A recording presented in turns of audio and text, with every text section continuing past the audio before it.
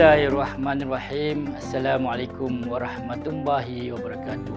Salam Malaysia Madani dan salam koperasi.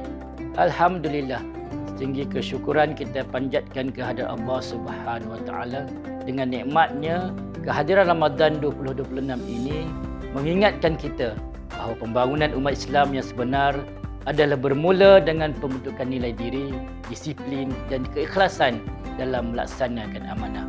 Ramadan Karim memberi ruang muhasabah untuk kita memastikan setiap perancangan dan keputusan organisasi harus berpaksikan kepentingan anggota serta kesejahteraan gerakan koperasi.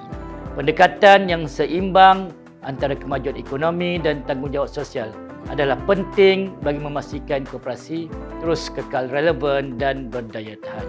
Saya mengucapkan selamat menyambut Ramadan Al-Mubarak pada seluruh warga koperasi.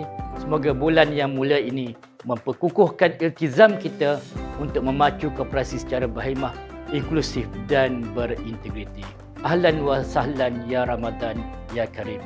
Wassalamualaikum warahmatullahi wabarakatuh.